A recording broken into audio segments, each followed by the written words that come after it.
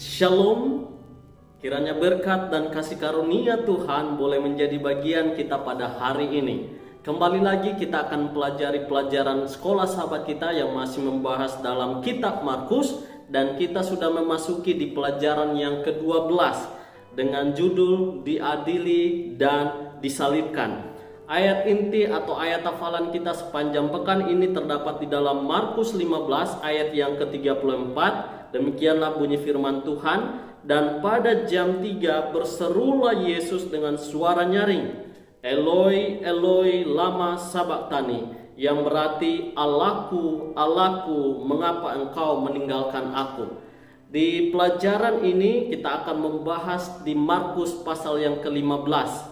Dan Markus pasal 15 ini merupakan inti daripada narasi penderitaan Yesus, di mana di sana kita akan melihat akan persidangannya, penghukumannya, bahkan ejekan-ejekan dari para prajurit, ada penyalibannya, dan peristiwa-peristiwa akan kematiannya dan penguburannya.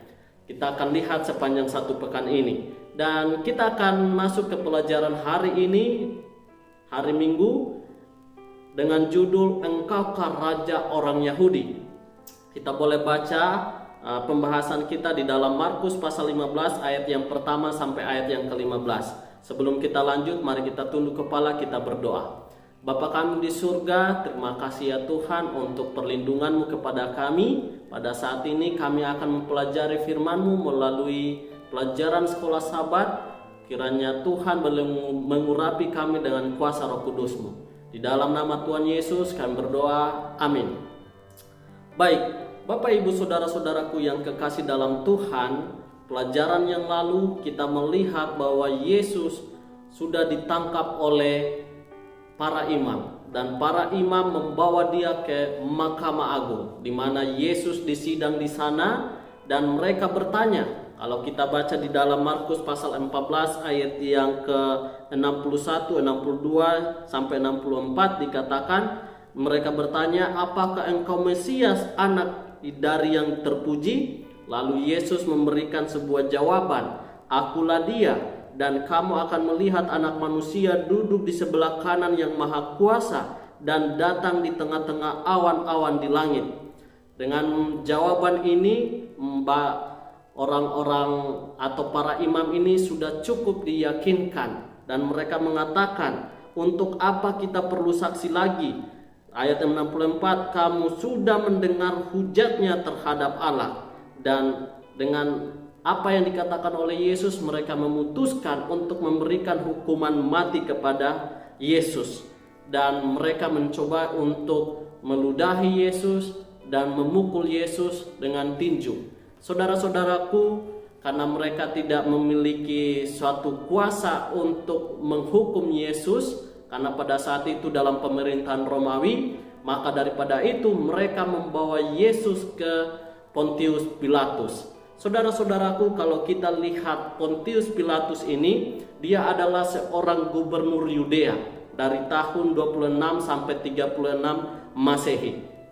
Dan dikatakan bahwa Pilatus ini merupakan seorang pemimpin yang kurang baik, di mana dia seringkali mengambil sebuah keputusan atau sebuah tindakan yang menyebabkan keresahan di antara penduduk negeri Yudea pada saat itu.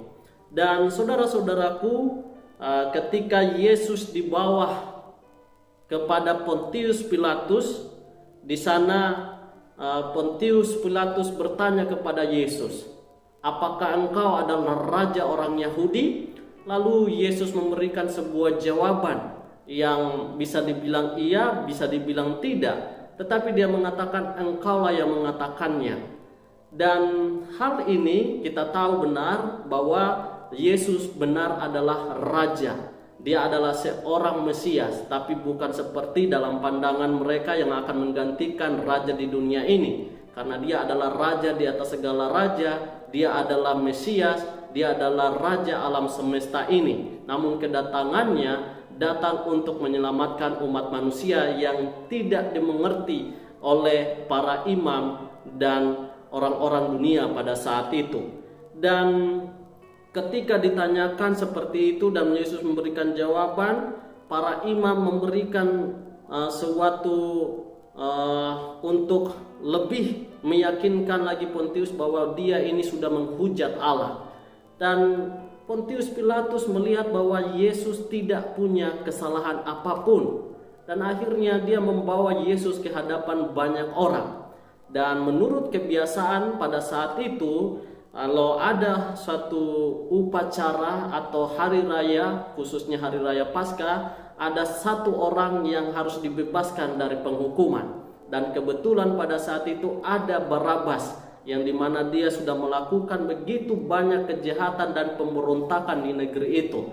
Dan akhirnya dia mengatakan kepada banyak orang, apakah kalau kita banyak baca di dalam Markus pasal 15 ayat yang ke-9, dia mengatakan, apakah kamu menghendaki supaya kubebaskan raja orang Yahudi ini?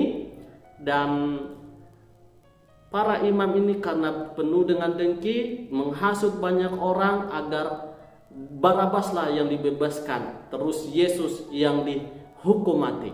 Dan Pontius Pilatus mengatakan apa? Jika begitu, apakah yang harus kuperbuat dengan orang yang kamu sebut raja orang Yahudi ini?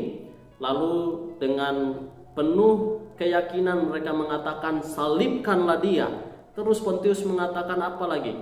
Dia katakan, lalu kejahatan apa yang dia lakukan? Tapi karena desakan banyak orang selalu mengatakan, salibkanlah dia.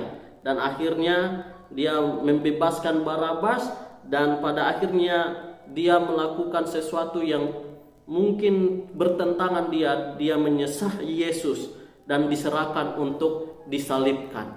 Saudara-saudaraku, sebuah keputusan atau tindakan yang cukup dipertanyakan, ya, lebih mendengarkan banyak orang daripada kebenaran tersebut. Saudara-saudaraku, ini juga menjadi pelajaran penting bagi kita. Ketika kita mengambil sebuah keputusan, apakah kita lihat kebenaran atau kepada banyak orang? Saudara-saudaraku, perlu kita harus lihat kepada kebenaran, bukan kepada suara orang banyak. Dan lebih lanjut dikatakan pada akhirnya Yesus diserahkan untuk disalibkan, ya. Saudara-saudaraku, kita lihat di sini menjadi satu pelajaran penting bagi kita. Ini juga mengingatkan kita bahwa dalam mengambil sebuah keputusan, bukan atau mengambil sebuah tindakan yang dilakukan oleh para imam ini, mereka karena iri, karena dengki, mereka punya ambisi untuk menghukum Yesus, dan tanpa adanya suatu fakta atau kebenaran yang terjadi.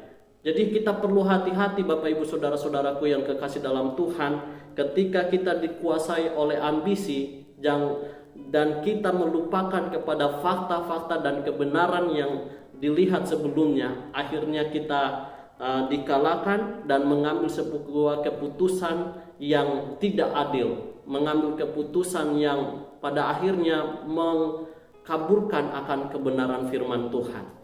Saudara-saudaraku, Yesus datang kepada umat-umatnya, tetapi umat-umatnya menolak. Dan bahkan orang luar yang lebih memperhatikan dan lebih peduli kepada Yesus pada saat itu. Jangan sampai hal yang sama terjadi kepada kita. Yesus datang untuk menjemput kita, tetapi yang terjadi pada waktu kedatangannya, kita sendirilah yang menolaknya di dalam kehidupan kita. Biarlah kita boleh belajar agar kita boleh mengambil keputusan-keputusan yang benar. Secara khusus ketika kita menjadi juru kabarnya dalam menyampaikan kebenaran, dan pada akhirnya ternyata kita tidak menghidupkan kebenaran yang kita lakukan, bahkan kita mengambil tindakan-tindakan yang tidak sesuai dengan kebenaran itu.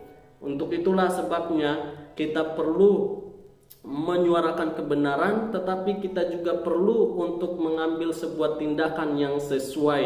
Jangan sampai kita menyuarakan kebenaran tapi kita sendiri tidak menghidupkannya dalam kehidupan kita, sehingga kebenaran itu menjadi takabur. Inilah pelajaran sekolah sahabat yang bisa saya sampaikan. Tuhan memberkati.